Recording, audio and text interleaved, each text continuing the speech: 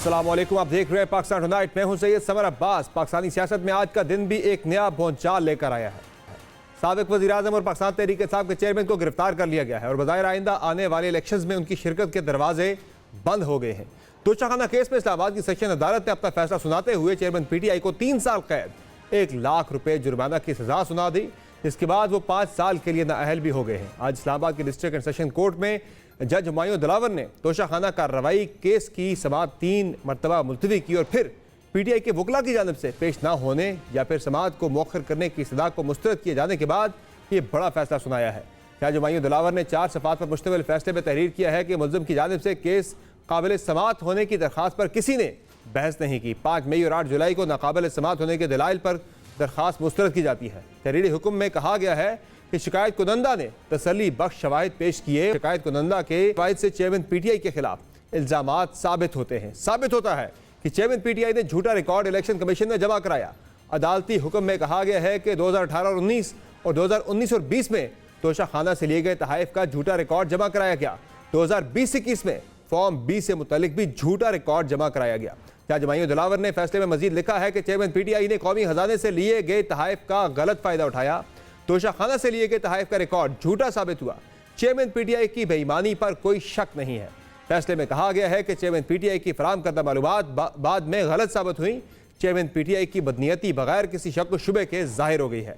Chairman PTI को election act की section 174 के तहत सजा दी जाती है। अदालती फैसले में कहा गया है कि चेयरमैन PTI को 3 साल कैद की सजा और 1 लाख रुपए जुर्माना आयद किया जाता है। जुर्माना ना भरा तो 6 माह मजीद कैद की सजा सुनाई जा सकती है। तहरीरी हुक्मनामे में कहा गया है कि चेयरमैन PTI फैसले के वक्त कमरा अदालत में मौजूद नहीं थे। IG इस्लामाबाद को वारंट गिरफ्तारी की तामील का हुक्म दिया जाता है और यह फैसला आने के आनन फानन ही लाहौर में चेयरमैन PTI की जमानत पार्क रिहाइशगाह का घेराव किया गया और चंद लम्हों के बाद ही उन्हें गिरफ्तार कर लिया गया।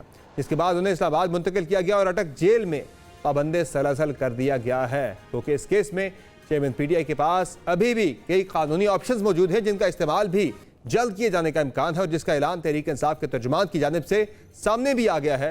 तर्जुमान PTI की जानिब से जारी बयान में कहा गया है कि तोशाखाना मुकदमे के जरिए निज़ाम अदल की पेशानी पर एक और स्याह धब्बा लगाया गया है। तारीख के इस बदतरीन ट्रायल में एक मुतासब और इखलाकी साख से महरूम जज के हाथों इंसाफ के कत्ल की कोशिश की गई।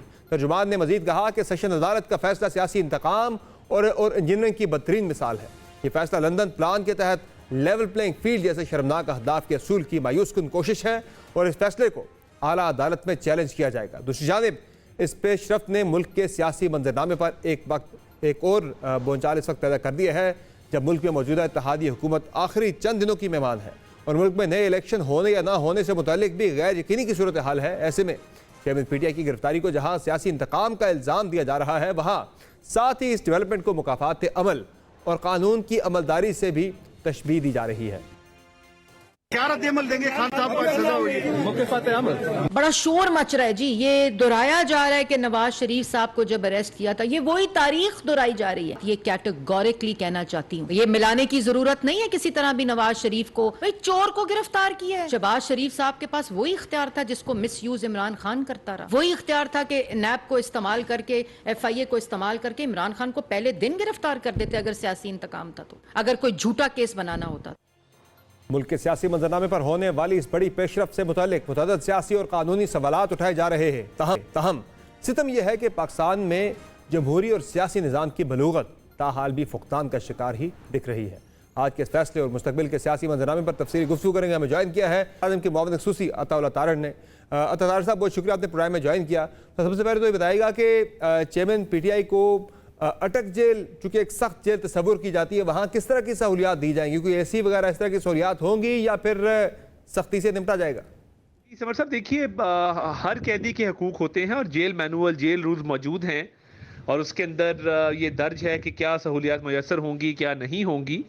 तो ना तो कोई इम्तियाजी सलूक किया जाएगा, ना कोई खुदा ना खास्ता कोई सियासी इंतकाम का निशाना बनाया जाएगा। और हम तो इन मामलात में पढ़ते ही नहीं है। एज ए वजीर मुझे तो इस पे कमेंट भी करना अच्छा नहीं लग रहा, बिकॉज हमें नहीं पता होता कि ये क्या हो रहा है। खान साहब के दौर में खान साहब और शहजाद अकबर साहब इन मामलात को बराह रास्त देखते थे। घर का खाना बंद कर दो, जमीन पे सुलाओ, हीटर बंद कर दो, एसी उतार दो, पंखा बंद कर दो।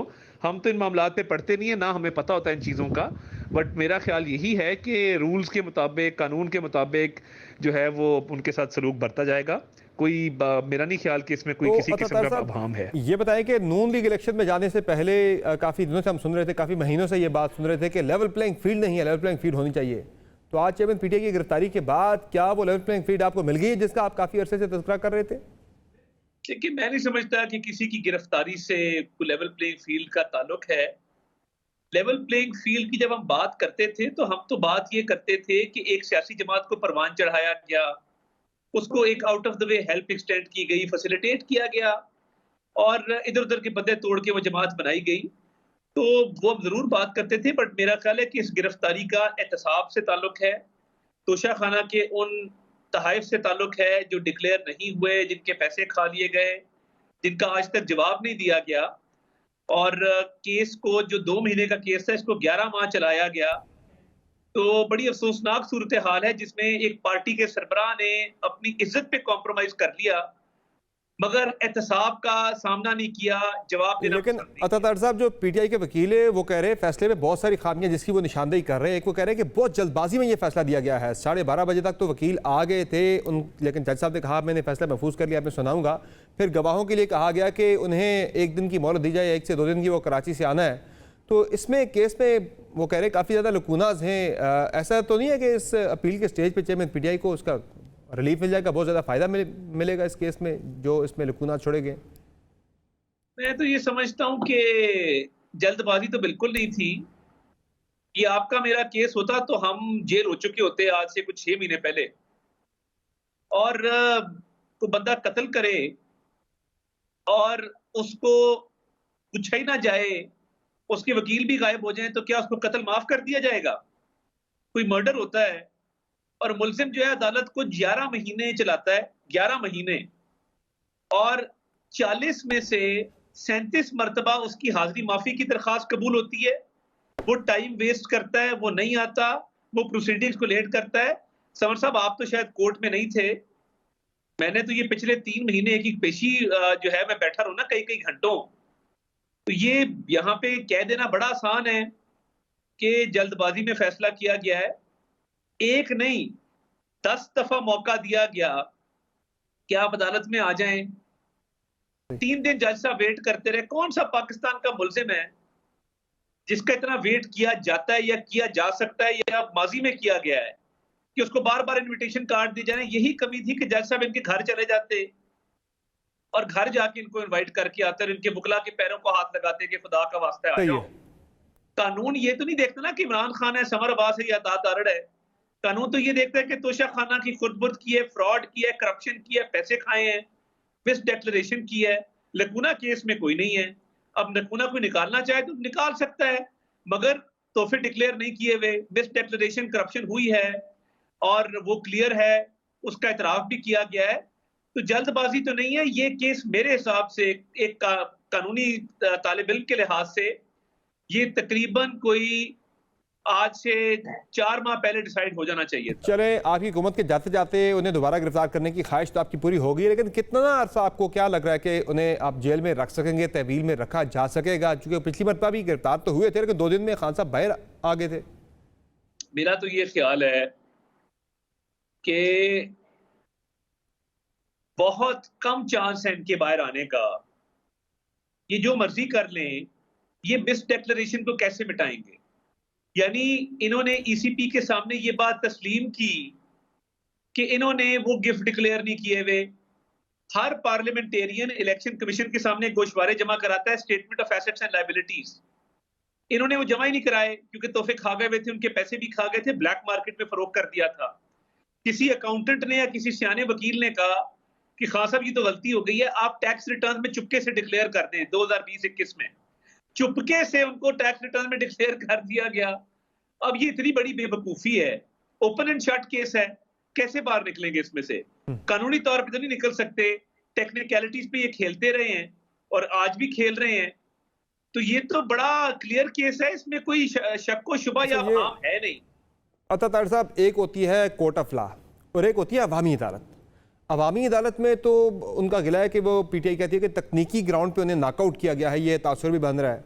हालांकि वो कहते हैं कि मुस्लिम लीग नून की लीडरशिप जो है वो तो नायल हुई, लंदन में फ्लैट्स खरीदे, पाकिस्तान से पैसा बाहर ले गए, यहाँ तो तकनीकी ग्राउंड्स पे एक नायली हुई है, तो मवाजना भी इनका नहीं बनता। तो अवामी अदालत में वो कह रहे हैं कि हम सुरखरू हो गए। सुरखरू तो मेरा ख्याल है शायद टिरियन की केस की पाकिस्तानी अवाम आप बात करें ना, कि कुछ लोग को फर्क नहीं पड़ता कि आपने एक अगर बेटी भी डिक्लेयर नहीं की हुई। असल में मसला मिस डिक्लेरेशन का ना इनके खून में है। बेटी नॉन डिक्लेयर्ड, तहाइफ non declared, corruption non declared. Avenfield का जो केस था उसमें मुझे बता देना, आपने करप्शन का लफ्ज इस्तेमाल किया, कौन से मंसूबे से करप्शन करके वो फ्लैट खरीदे गए थे या वो फ्लैट एक्वायर किए गए थे। एवनफील्ड का केस इस्लामाबाद हाई कोर्ट से क्लियर हो चुका, उसकी एक एक चीज जो है वो इन्वेस्टिगेट होके वो साबित हो चुका कि उसमें किसी किस्म की कोई खुर्द-बुर्द, कोई करप्शन, कोई मैल प्रैक्टिस नहीं थी। तो ये तो वो आदमी है ना जो कहता था मैं एसी उतार दूंगा, मैं बंद कर दूंगा, मैं ठोक दूंगा, मैं फलां कर दूंगा, बड़े बड़े गलत अल्फाज इस्तेमाल करता था। तो ये लोगों पे मंशियात डालता था, मुझको से पकड़ के अंदर डाल दूंगा। मैं तो बड़ा हैरान हूं कि आज बात का रद्द अमल पाकिस्तानी अवाम, आज एक बंदा नहीं निकला पूरे पाकिस्तान में। कुजमान पार्क 5-6 लोग इकट्ठे हुए थे। अगर इतना रद्द अमल है पाकिस्तानी अवाम का, कितने लोग या आपने भी देखे, मुझे तो नजर नहीं आए। अब क्या दीगर केसेस के अंदर भी गिरफ्तारी डाली जाएगी, जिस तरह से 190 मिलियन पाउंड या अलकादर ट्रस्ट का जो केस है उसके अंदर भी? और क्या चेयरमैन पीटीआई की अहलिया जो है बुशरा बीबी, उन्हें भी गिरफ्तार किया जा सकता है किसी मरहले के ऊपर? मैं खवातीन के हवाले से मैं नहीं समझता कि किसी भी खातून को अरेस्ट होना चाहिए। खान साहब को ये शौक था, किसी की बहन को अरेस्ट कर दो, किसी की बेटी को अरेस्ट कर दो, किसी की जो है वो बेटी पे पर्चा कर दो। तो ये तो खान साहब तो ये काम करते रहे हैं, बिला धड़क करते रहे हैं, बेधड़क होके करते रहे, बिला झिझक करते रहे हैं। हमें बिल्कुल ना हमने किसी पे पर्चा कराया, ना कोई केस किए, केस बने हैं, कानून के मुताबिक बने हैं। खान साहब भागे हुए हैं नैब की अदालत से, जहां पे इनकी प्री अरेस्ट पेंडिंग थी 190 मिलियन पाउंड में और नैब की तोशाखाना की इन्वेस्टिगेशन में। और खान साहब वहां से भागे, सिर्फ भागे नहीं हुए, वो भी कोर्ट 2 दिन से बुला रही थी समर साहब, 2 दिन से कि आ जाओ, तुम्हारी बेल लगी हुई है। गिरफ्तारी के डर से बिल में छुप के बैठे हुए थे, इतने बहादुर हैं। तो वो तो ऑब्वियसली केसेस चलने हैं और उन केसेस में प्रोग्रेस भी होनी है, मगर वो कानून की मंशा के मुताबिक होगी, मेरे कहने से या किसी और की विल या अता ताहिर साहब ये बता दें कि मियां साहब से मुतल्लिक ये खबरें रही हैं, ये रिपोर्ट्स रही हैं कि वो पाकिस्तान आ तो जाएं, लेकिन उनकी शर्त थी कि उनके आने से पहले चेयरमैन पीटीआई जेल में होंगे तो तब वो पाकिस्तान आएंगे। तो अब क्या मियां साहब पाकिस्तान आ रहे हैं? मियां साहब की कतन ये शर्त नहीं थी, पता नहीं किसने ये अफवाह फैला दी। ये मियां साहब ने ना कोई ऐसी शर्त रखी, उन्होंने कानूनी मुशावरत करने के बाद वापस आना है। ये बिल्कुल गलत तासुर है कि मियां साहब ने कोई ऐसी शर्त रखी थी, और शर्त किसके सामने रखी थी और क्यों रखी थी, ये ऐसी कोई बात नहीं है। और ये कानून के मुताबिक एक बंदे ने चोरी की है, वो पकड़ा गया है, कोई मर्डर करेगा, कोई रेप करेगा, डकैती करेगा, पकड़ा जाएगा। ये तो नहीं होता ना कि फलां शर्त रखी है, तो जुर्म किया है, अब जवाब तो देना होगा। तो फिर इसका मतलब है कि मियां साहब फिर 16 सितंबर के बाद ही पाकिस्तान वापस आएंगे, जब chief justice of Pakistan retire हो जाएंगे? मैं उनको 16 सितंबर से पहले पाकिस्तान में देख रहा हूँ। फिर अब जो भी मुशावरत होगी वो बता दिया जाएगा, मगर मेरी नजर में उनको 16 सितंबर से पहले आना चाहिए। बहुत शुक्रिया अता ताहिर साहब। अता ताहिर में प्रोग्राम में ज्वाइन करते हुए वज़ीर-ए-आज़म के मामले खसूसी हैं, जिनका ये कहना है कि चेयरमैन पीटीआई की जो गिरफ्तारी है या फिर उन्हें जो सज़ा सुनाई गई है वो बिल्कुल आईन और कानून के जो तकाज़े हैं उनके मुताबिक ये फैसला सुनाया गया है। प्रोग्राम में यहाँ एक ब्रेक लेंगे, ब्रेक से वापस आएंगे, बात करेंगे आज वही हुआ जिसका अंदेशा था। हुकूमत ने आइंदा इलेक्शन में ताख़ीर का सामान जो है फराहम कर दिया है।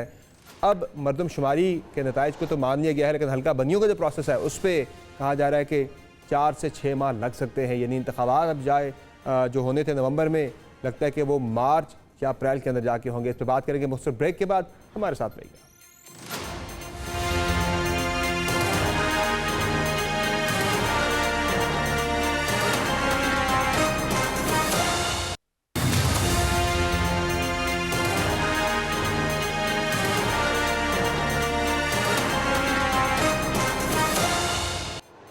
Welcome back.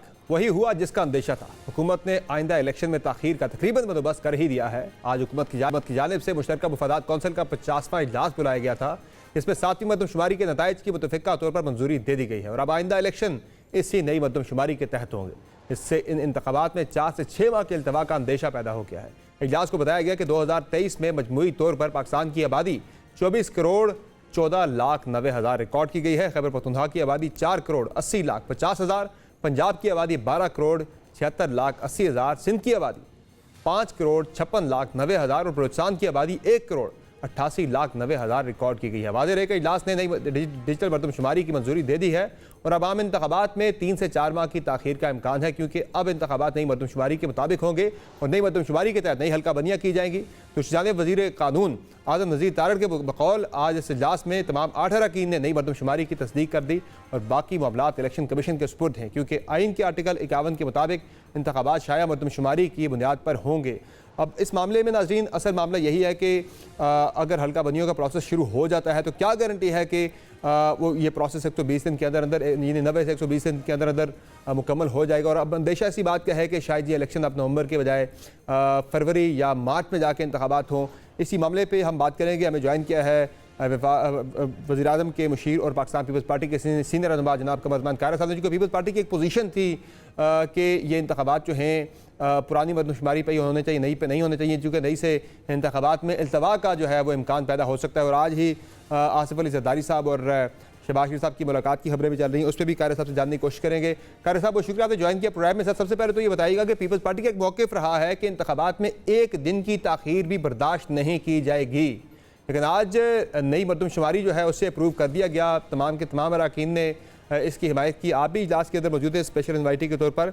क्या वहाँ पे कोई पीपल्स पार्टी ने कोई रेजिस्ट किया या प्राइम मिनिस्टर ने आपको कन्विंस किस तरह से किया कि इंतखाबात में इल्तवा नहीं होगा नई मरदमशुमारी के अप्रूव होने के बावजूद?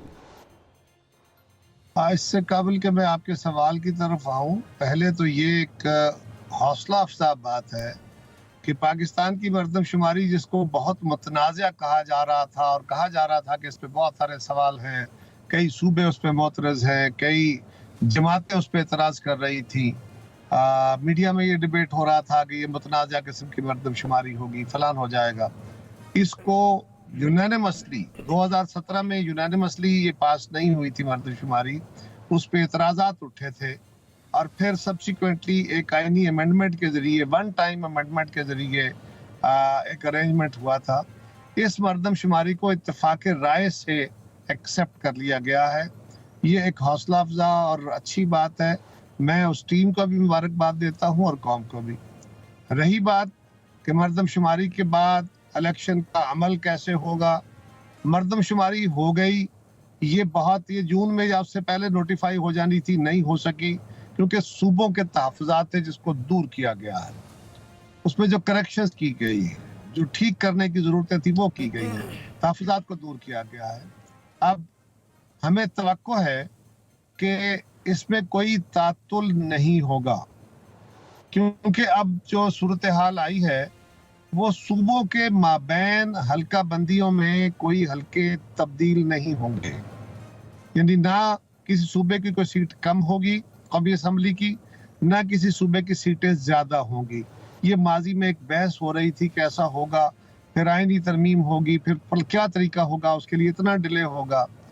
जो हल्का बंदी का अमल है वो 4 महीने का प्रोसेस है आइन के तहत, लेकिन उसको इलेक्शन कमीशन शॉर्टन भी कर सकता है, कोशिश करके उसको थोड़े अरसे में ये प्रोसेस कर सकता है, ताकि जिन जिलों के अब क्या फर्क होगा कि जिलों के दरमियान, सूबों के अंदर ही जिलों के दरमियान सीटों की एडजस्टमेंट होगी। अगर किसी की आबादी गैर मामूली तौर पे बढ़ी है या कम हुई है तो उसको इलेक्शन कमीशन ने एडजस्ट करना है, जो जल्द भी एडजस्ट हो सकता है और होना चाहिए। सो मुझे आपकी तरह गैर मामूली ताखीर का कोई खदशा फिलहाल नजर नहीं आ रहा। मैं समझता हूं कि इलेक्शन कमीशन अमकानी तौर पे इस सूरत हाल को जल्द मैनेज कर सकता है। यानी आप पुरुमीद हैं कि नई मरदमशुमारी के अप्रूव होने के बावजूद या हल्का बंदियों का प्रोसेस शुरू हो जाता है फिर भी इंतखाबात नवंबर में ही हो जाएंगे? देखिए, इलेक्शन कमीशन ने मरदमशुमारी जो पुरानी है उसके तहत अपना प्रोसेस शुरू किया हुआ है। आज गवर्नमेंट ने अपनी एक आईनी जिम्मेदारी पूरी की है। अब इलेक्शन कमीशन का इख्तियार है, वो नई मरदमशुमारी की तरफ जाना चाहता है, ये भी एक आईनी जिम्मेदारी है। और या वो पुरानी मर्दमशुमारी पे इलेक्शन की तरफ जाता है। ये भी उनकी जिम्मेदारी है कि इलेक्शन को गैर मामूली डिले नहीं होनी चाहिए। और जो सूरत हाल है कि जल्द मर्दमशुमारी के बाद हल्का बंदियां हो जाएं, मेरा ख्याल है कि फर्ज करें एक जिला ऐसा है जिसकी जितनी सीटें कल थी उतनी ही आज रहनी है, तो उसकी सीटों में तब्दीली क्यों, उसकी हल्का बंदियां क्यों बदली जाए? लिहाजा उसकी सीटें उतनी ही रहेंगी, लिहाजा उसकी हल्का बंदी पुरानी चल सकती है। इसी तरह अगर पाकिस्तान में देखा जाए तो थोड़े से इलाकों में भी, मैं ये एक अंदाजे की बात कर रहा हूँ कि थोड़ी सी सीटों के ऊपर एडजस्टमेंट करके ये आईनी जिम्मेदारी भी पूरी हो सकती है, और अगर कोई कानूनी बोझ आया है तो वो दूर किया जा सकता है। जो ये तस्वर है कि हल्का बंदी जरूर होनी है, वो ये नहीं है कि हल्का बंदी जरूर तब्दील होनी है। अब सूबों के माबैन तो आबादी का तनासब ऐसे बड़ा है कि वहां सीटें नहीं बदलेंगी, लेकिन सूबे के अंदर अगर जिलों के अंदर तब्दीली हुई है, ये बड़े शहरों में तब्दीली हुई है, तो वहां पे कुछ एडजस्टमेंट होगी कुछ जिलों में। मेरा ख्याल है कि वो काम जल्द मुमकिन है या उसको बनाया जा सकता है, उसको स्पीडीली किया जा सकता है। और अगर नए सेंसस पे भी जाना है तो उसको स्पीडी करके इलेक्शन के डिले का कोई गैर मामूली वाकया नहीं होना चाहिए। अगर इलेक्शन डिले होते हैं कायरा साहब, जिसका बहुत ज़्यादा खदशे का इजहार किया जा भी रहा है, पीपल्स पार्टी की पोजीशन पर क्लियर रही कि हम ये नहीं होने देंगे, तो क्या होगा फिर आपका इस पे एक्शन प्लान अगर डिले हो जाते हैं? मैं तो अभी भी कह रहा हूँ कि ऐसा नहीं होना चाहिए, लेकिन ये तो अब इसके ऊपर फैसला तो मेरी जमात ही करेगी। आज सेंसस हुआ, सेंसस के रिजल्ट्स जो हैं उसको एक्सेप्ट करना इलेक्शन के साथ लिंक नहीं है। उसको एक्सेप्ट करना एक और प्रिंसिपल के तहत है कि हमारे होते हुए ये मर्दमशुमारी हुई, मर्दमशुमारी का अमल फाइनलाइज हुआ, सारे स्टेक होल्डर उस पर मुत्तफिक थे, लिहाजा उसको एग्री करके पास करना चाहिए। अभी इसका प्रोसेस है, उसकी नोटिफिकेशन है, उसके बाकी प्रोसेसेस हैं, और इलेक्शन कमीशन फैसला करेगा। इलेक्शन कमीशन को फैसला करने दीजिए, फिर इस पे हमारी पार्टी भी अपनी राय देगी। तो खैर साहब, ये जो मुशावरत है निगरान सेटअप के हवाले से, ये मुशावरत का अमल कहाँ पहुँचा है? कुछ एक इत्तला कल ये भी आई थी कि इत्तेहादियों ने वज़ीर-ए-आज़म पर एतमाद का इजहार कर दिया कि वो जिसको भी नॉमिनेट करें। ऐसी बात है या अभी नाम आप देंगे, अपने नाम मनवाने की कोशिश करेंगे प्राइम मिनिस्टर को कि जो हम नाम दें वो माने जाए? देखिए समझ, ये तो आप कर सकते हैं, आप आज़ाद हैं कि आप स्पेकुलेशंस को खबर बना लें और उसके ऊपर बहस कर लें। मेरे लिए तो ये मुमकिन नहीं है। मुझे तो कोई खबर नहीं आई थी कि इत्तेहादियों ने पैसा दे दिया, उसके जवाब भी हमने कल दे दिए थे। लेकिन मैं बहुत दफा गुजारिश कर चुका हूं कि ऐसे हसास इश्यूज के ऊपर बगैर वेरिफिकेशन के एक हेयर से की बात को खबर के तौर पे डिबेट नहीं करना चाहिए। देखिए, ये खबर चली थी, आप सबने कहा पूछ लें कि ये दुरुस्त है या गलत है। नहीं सर, यही मैं गुजारिश करूं, सोशल मीडिया के जरिए चलने वाली खबरों या किसी के सीना गजर से चलने, नेशनल टीवी एक दो चैनल के ऊपर ये खबर चली थी कि अखबारात के ऊपर भी शाया हुई थी कि इत्तेहादियों ने इत्तेमाद का इजहार किया। इसलिए आपसे जानना चाहता है ऐसा कुछ है या नहीं है? सर मैं इस्लाहन ये बात कर रहा हूँ, ये बात मुझे एतराज नहीं है, मैं तो इस्लाहन कर रहा हूँ कि ऐसी खबर जिससे मुल्क के अंदर एक बड़ा मुबाहिसा खुलेगा, ये खुल सकता है, उसकी तस्दीक किए बगैर या किसी तस्दीक होने का इम्कान ना हो तो ऐसी खबर को डिबेट नहीं करना चाहिए। ये मेरा ख्याल है। आप मुनासिब समझते हैं, आपका हक है, आप कर ले। मैं तो सिर्फ इतना कह रहा हूं कि ऐसा कुछ नहीं था, और अब क्योंकि चंद दिन बाकी हैं और अब सीरियस लेवल पे नेगोशिएशन जारी है, लेकिन किस किस नाम के ऊपर गौर हो रहा है मेरे इल्म में नहीं। आज कोई मुलाकात भी हो रही है या हुई है जरदारी साहब की शहबाज शरीफ साहब के साथ? कोई खबरें चल रही थी ऐसे कोई मुलाकात शेड्यूल्ड है आज? मैंने सुना है, मैं उस मुलाकात में तो नहीं था, मैंने सुना है कि वज़ीर-ए-आज़म और जरदारी साहब की आज मुलाकात हुई है। हो गई है जी, मैंने सुना है हुई है। तो सर अब ये बता दें कि आगे किस तरह से चला जाएगा? आप भी चूँकि जो है पंजाब से आपका ताल्लुक भी है, जो सीट एडजस्टमेंट की बात चल रही है PMLN के साथ होनी है नहीं होनी, खुर्शीद शाह साहब का बयान में सुन रहा था कि अगर एकोमोडेट ना किया गया, पंजाब में मिल के इलेक्शन ना लड़े, हम सीट एडजस्टमेंट ना की, तो फिर ये इत्तेहाद जो है ये टूट जाएगा और बड़ा नुकसान होगा इसका, PMLN को काफ़ी नुकसान होगा, इस इत्तेहाद को बड़ा नुकसान होगा जो हमारा भी इत्तेहाद चल रहा है। खुर्शीद शाह साहब हमारी जमात के सीनियर आदमी हैं और बहुत तजर्बाकार बंदे हैं। उन्होंने अपनी राय का इजहार किया है, उनकी राय का मुझे मोहतरम है। मेरी राय हो सकता है उनके साथ हो सकता है ना हो, लेकिन मैं समझता हूँ कि उनकी राय उनके लिए मोहतरम है। मैं उस पर राय ना दूं तो बेहतर है। ऑफ कोर्स एक दूसरे के खिलाफ अगर हम इलेक्शन लड़ेंगे तो थोड़े बहुत तो तलखियां बढ़ी जाती हैं, लेकिन शाह साहब की राय जो है वो उनकी राय है, जमात की राय नहीं है। अच्छा कारी साहब, एक और मामला है, चूँकि आप वज़ीर उमूर कश्मीर भी हैं, आज आप भी रैलीज़ के अंदर शरीक थे जो कि निकाली गई हैं योम इस्तेहसाल के हवाले से। एक तरफ योम इस्तेहसाल हम मना रहे थे, पूरी कौम जो है वो यकजुबा हो के भारत का जो जाबराना इक़दाम था 5 अगस्त 2019 का, उसको कंडेम कर रहा था, लेकिन इतने में एकदम से एक गिरफ्तारी हो गई और उसके बाद सारा माहौल एकदम से चेंज हो गया। तो जो कश्मीर के वाले से पॉलिसी है और जो हमारा एक दिन मनाया जा रहा था, काफ़ी हद तक इस पे डेंट पड़ा। क्यों डेंट पड़ा जी? जो आज अपनी जगह मनाया जा रहा था, एक्टिविटीज थी वो बड़ी। मैं बताता हूँ जी, कोई तकरीब मुतासर नहीं हुई, सारी तकारीब अपने रूटीन के मुताबिक चलती रही। हाँ, मीडिया की तरफ से रुख उधर चला गया तो ये आपकी जिम्मेदारी है। आपने उस खबर को बड़ा समझा, आपके लिए कश्मीर की खबर बड़ी नहीं थी, ओके, लेकिन सारी तकारीब टाइम पे हुई है। और दूसरी गुजारिश ये है कि अदालती फैसले की तारीखों के तहत नहीं होते। अदालत का फैसला आया और उस पर अमल दरामद हुआ, उसका ताल्लुक कोई इस बात से नहीं है और उससे कोई डैमेज नहीं हुआ कश्मीर का। बाकी कारी साहब, अब मुझे ये बता दें कि इस वक्त जो कंसल्टेशन चल रही है उस पर आप बता दें कि कब तक ये मामला फाइनलाइज हो जाएंगे केयर टेकर सेटअप के वाले से, प्राइम मिनिस्टर के वाले से आपकी मुशावरत जो यानी कि विद इन दी। मेरा ख्याल है कि देखिए ना, 9 तारीख को ऐलान हो चुका है कि हम असेंबली डिसॉल्व करेंगे। मोस्ट लाइकली उससे पहले ये फाइनल हो जाना है। अगर उससे पहले नहीं फाइनल होता तो फिर फर्दर 7 डेज होंगे। 3 दिन वजीर आजम साहब के पास होंगे, 3 दिन कमेटी के पास होंगे, 2 दिन इलेक्शन कमीशन के पास होंगे, फिर अगर 7 दिन में हो जाएगा। मेरा ख्याल है कि ये मामला 9 से पहले तय हो जाएगा। कारी साहब, हमें कंवर दिलशाद साहब ने भी ज्वाइन किया, साबिक सेक्रेटरी इलेक्शन कमीशन, जरा उनसे ये जान लेते हैं मामला, ये जो इलेक्शन की डिले वाला है, फिर मैं दोबारा आपकी तरफ आता हूँ, इसके आपको जानने की कोशिश करेंगे। ठीक है, चले, जैसे आप कंफर्टेबल बात थोड़ी सी सुन लेता हूँ, सुन ले आप उनका पॉइंट सुन ले, चूँकि इस पर हमारी अब पहले डिबेट हो रही थी इस मामले पे। कंवर दिलशाद साहब, बहुत शुक्रिया आपने ज्वाइन किया। सर, आज मरदमशुमारी अप्रूव हो गई है, हल्का बंदियों का प्रोसेस शुरू हो जाता है, 120 डेज़ का प्रोसेस है। आपको इंतखाबात नवंबर में होते हुए नजर आ रहे हैं या डिले लग रहा है आपको ये मामला? नहीं जनाब, ये जो इलेक्शन जो है ये मरदमशुमारी के नोटिफिकेशन के बाद हल्का बंदियाँ होनी है और हल्का बंदियों का जो सिलसिला चलेगा वो तकरीबन 4 से 6 महीने का टाइम दिया जाएगा, क्योंकि 266 सीटें हैं कौमी असम्बली की और 593 है सूबाई असम्बली की। पूरे पाकिस्तान में डिमार्केशन होनी है, जिसके लिए ग्राउंड रियलिटी ये है, ज़मीनी ये है कि ये वक्त लगेगा 4 से 6 महीने तक। तो मेरी नज़र में तो 15 फरवरी से पहले तक इलेक्शन होते हुए नज़र नहीं आ रही, जो आईनी और कानूनी तौर पर सारी जो है डिमांड पूरी करनी है। तो ये तो सारा मामला इलेक्शन कमीशन पाकिस्तान ने जो सिर्फ हल्का बंदी करवानी है आर्टिकल 51 का सेक्शन 5 के तहत। जी हाँ, तो ये सारे मामलात हैं और ये बाकी रह गया केयर टेकर सिस्टम।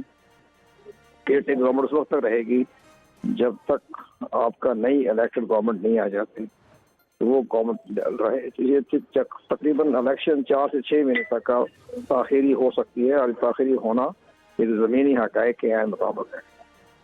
4 से 6 महीने, ये इसका मतलब है कि कहीं मार्च अप्रैल तक इंतखाबात जाएंगे।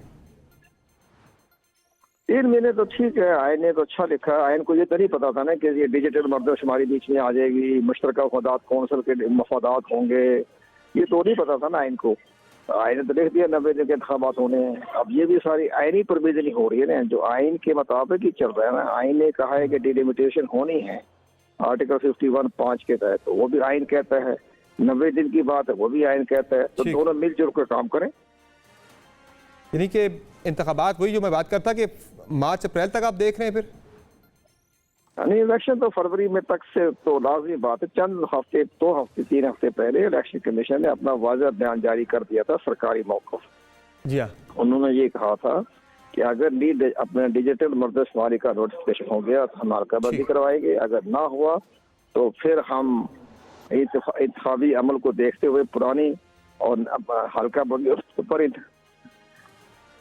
हल्काबंदी पर इंतखाब करवा देंगे।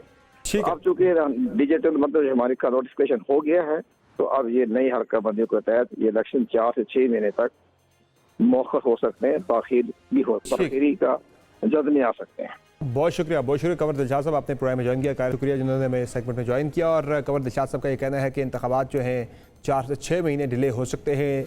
हल्का बंदियों का प्रोसेस अगर शुरू होता है और तकरीबन फरवरी तक इम्कान है कि इंतखाबात जो हैं वो फरवरी में उनका इनेकाद हो सकता है। प्रोग्राम में एक ब्रेक लेंगे, ब्रेक के बाद बात करेंगे कश्मीर में भारतीय मज़ालिम जो है वो तो जारी है, लेकिन 2019 की 5 अगस्त को जो एक फ़ैसला किया गया भारत की तरफ से, एकतरफा एक फ़ैसला था, भारत ने आर्टिकल 370 और 35A को रिवोक कर दिया, कश्मीर की खुसूसी हैसियत ख़त्म कर दी गई। उसके बाद जो कश्मीर की डेमोग्राफी को तब्दील किया जा रहा है, इस पर हम बात करेंगे एक ब्रेक के बाद कि आलमी दुनिया क्यों अनमूव्ड है इस मामले के ऊपर, और जो भारतीय जुल्म था, जो बहुत बड़ी तादाद में कश्मीरियों को कैद कर दिया गया, एक ऐसे कश्मीरी जो कि कैद हुए फिर अमरीकी मुदाखलत पर उन्हें रिहा किया गया, उन्होंने क्या फेस किया, क्या सूरत हाल थी, बात करेंगे ब्रेक के बाद हमारे साथ रहिए।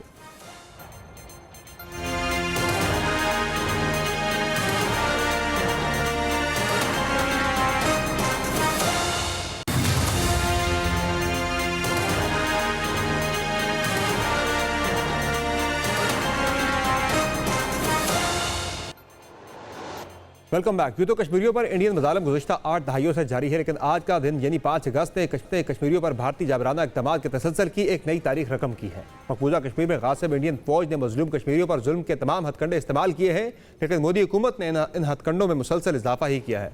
इस सिलसिले की एक कड़ी आज से 4 साल कबल सामने आई, जब 5 अगस्त 2019 को मकबूजा कश्मीर से मुतल्लिक आर्टिकल 373 और 35A को ख़त्म करके कश्मीर की खुसूसी हैसियत का खात्मा कर दिया गया।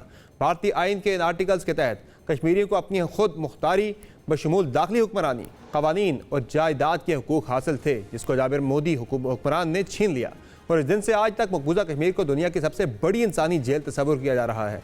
मोदी हुकूमत के इस अमल का मकसद मकबूजा कश्मीर में लाखों की तादाद में हिंदुस्तानी शहरियों को बसाना और रिटायर्ड हिंदुस्तानी फौजियों को आबाद करना था, ताकि मकबूजा वादी में भी आबादी का तनासुब तब्दील किया जा सके। आर्टिकल 370 की मंसूखी के कश्मीरी अवाम पर दूररस असरात मुरतब हुए हैं, और इस तब्दीली के बायस मकबूजा वादी में इंसानी हकूक़ का इस्तेहसाल अपनी इंतहाओं को आन पहुँचा है, जहाँ मुकम्मल ब्लैकआउट कर्फ्यू जैसी पाबंदियाँ और खित्ते में सिक्योरिटी फोर्सेज की मौजूदगी में इजाफा हुआ।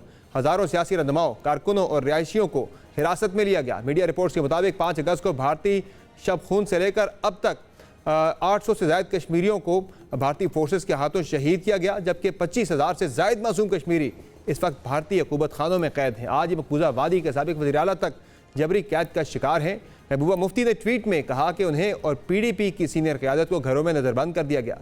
यह आधी रात को किए जाने वाले इस क्रैकडाउन के बाद हुआ, जब उनकी जमात के कारकुनों को गैर कानूनी तौर पर पुलिस स्टेशन में गिरफ्तार रखा जा रहा है। इंडियन हुकूमत की हालात मामूल पर आने के झूठ का पर्दा फाश हो गया है, और 5 अगस्त को होने वाले इस भारतीय बर्बरियत के खिलाफ पाकिस्तान हमेशा की तरह कश्मीरियों के शाना बशाना खड़ा रहा, और हर साल की तरह आज भी पाकिस्तान में यौम इस्तिक़लाल कश्मीर मनाया जा रहा है। इसी मामले पर हम बात करेंगे तर्जुमान दफ्तर ख़ारजा मुमताज़ ज़हरा बलोच साहिबा से, और हमें ज्वाइन किया है मकबूजा कश्मीर ही के एक रिहायशी कश्मीरी बिजनेसमैन डॉक्टर मुबीन शाह, जो जिन्हें अमरीकी कांग्रेस की मुदाखलत पर यहाँ से जो है रिहा करवाया गया था, और ये इन्होंने भी कैद काटी 5 अगस्त के इस जाबराना इक़दाम के बाद।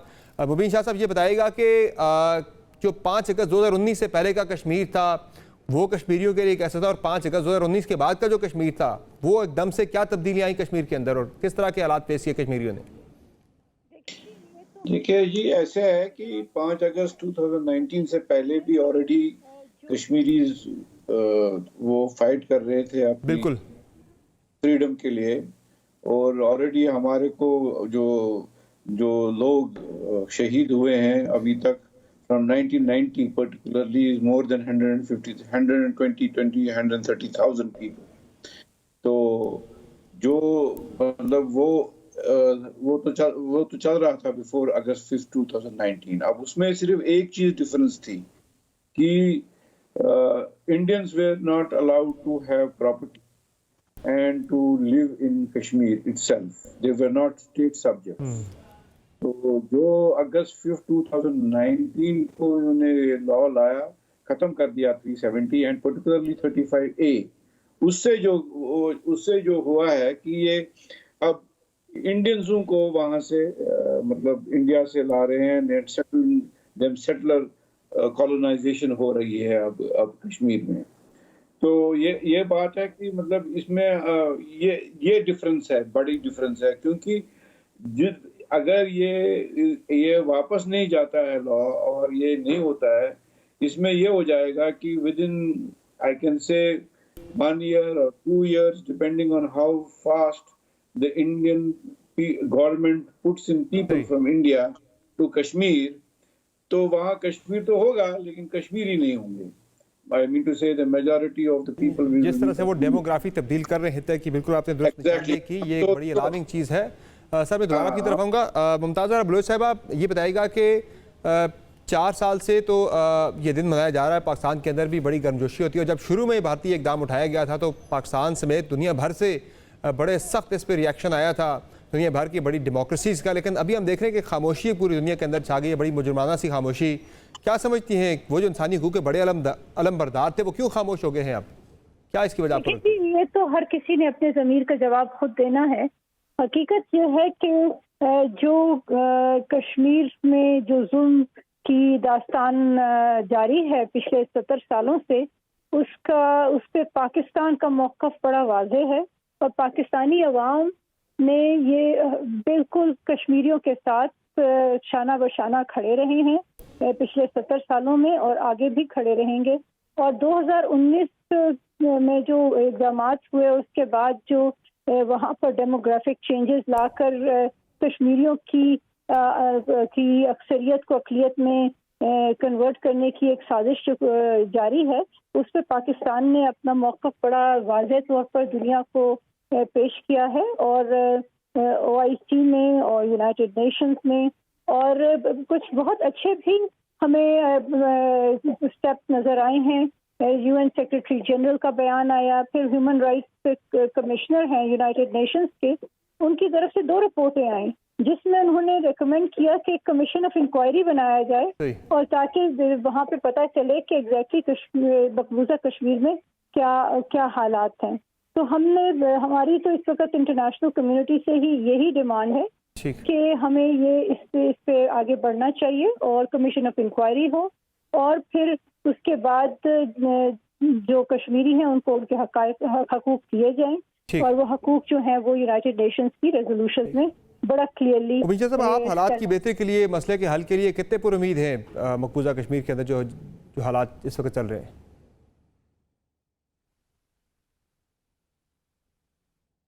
जी मुबीन शाह साहब। नहीं, मेरे देखिए कोई हालात में तो कोई मतलब there is no possibility until unless you know the world community takes action against India। मैं कल भी एक कॉन्फ्रेंस में था जहां मैंने वहां हमारे को कुछ MPs थे फ्रॉम कुवैत थे, फ्रॉम तुर्की थे, और उधर भी मैंने वेरी कैटेगोरिकली बोला कि जब तक कुछ ये 2-4 स्टेप्स नहीं हुई हैं जो मैं आपको बता रहा हूँ कि नंबर वन सर कि जो सर प्रोग्राम का टाइम खत्म हो गया है, फिर किसी इंशाल्लाह प्रोग्राम में तफसीली गुफ्तगू करेंगे के ऊपर कि दुनिया भर के अंदर से जब इंसानी हकूक़ के अलमबरदार या बड़ी डेमोक्रेसी जब तक इस मामले के ऊपर अपना active role, full role play नहीं करती, भारतीय जुल्म सितम कश्मीर के ऊपर जारी रहेगा, और इस जुल्म सितम को रुकना चाहिए और रोकना चाहिए बतौर ताकत, या जिस तरह से भी। आज के शो में इजाज़त दीजिए, खुदा हाफ़िज़।